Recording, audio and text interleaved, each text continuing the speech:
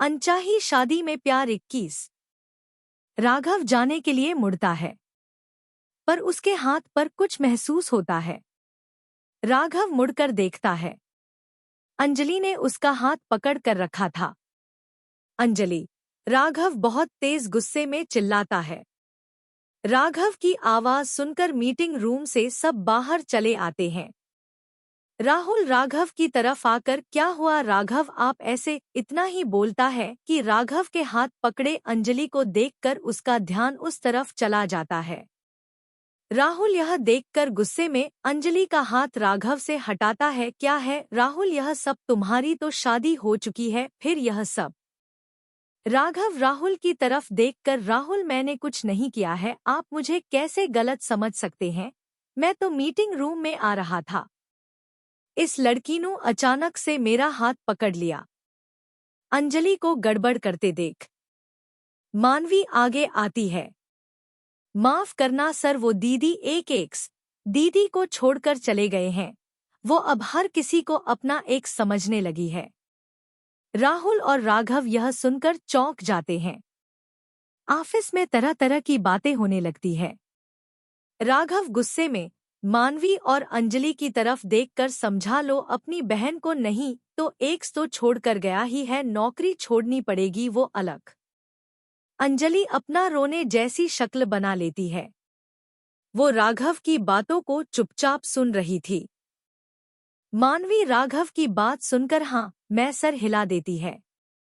राघव अपने केबिन की तरफ चला जाता है। राहुल उसके पीछे पीछे जाता है। राघव शांत हो जाओ। राहुल राघव के केबिन में आकर राघव को गुस्से में देखकर बोलता है। राघव मुझे माफ करना, मैंने तुम पर शक किया, क्या करूं, छोटी बहन का भाई हूं। उसके साथ अब कुछ भी बुरा होता देख नहीं सकता मैं। राहुल हाथ जोड़ता है।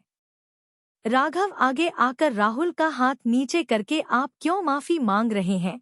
राहुल मुझे पता है एक भाई के लिए बहन क्या है, मेरी भी बहन है हिमा, पर वो मुझे इतना प्यार नहीं करती जितना ईशा जी आपसे करती है।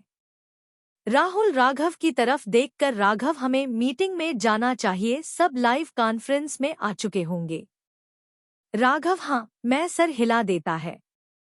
राहुल और राघव दोनों मीटिंग रूम की तरफ बढ़ जाते हैं। अंजलि को लेकर मानवी बालकनी में आती है। अंजलि यह क्या कर रही थी तुमने मुझे कल इतना समझाया था कि कोई गड़बड़ नहीं होनी चाहिए और तुम आज खुद इतनी बड़ी गड़बड़ करने चली थी। अंजलि मानवी की तरफ रोते हुए क्या करती, मानवी में अब खेल खत्म करना चाहती थी। माँ बीमार है, मेरे अलावा कौन है उनका, और बॉस भी हमें रुपए नहीं दे रहे हैं, काम खत्म होने के बाद देंगे, इसलिए मेरा दिमाग काम करना बंद कर दिया था। आज अंजलि का रोना सच लग रहा था। मानवी अंजलि को गले लगा लेती है और उसे हिम्मत रखने को कहती है। राघव और राहुल मीटिंग रूम में आ जाते हैं। वहां पहले से ऑफिस के कुछ जने बैठे थे।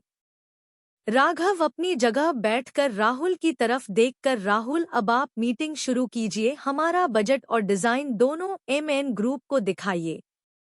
राघव की बात सुनकर राहुल खड़ा होकर सभी को हेलो बोलता है। एमएन ग्रुप के मेंबर्स लाइव कॉन्फ्रेंस में थे। तो आज हमने एक होटल की डिजाइन बनाई है और इसका बजट भी बनाया है।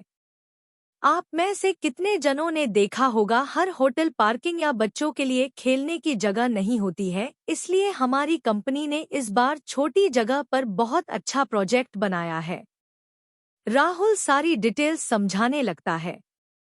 एमएन ग्रुप वाले को राहुल का काम देखकर एक दूसरे को देखने लगते हैं।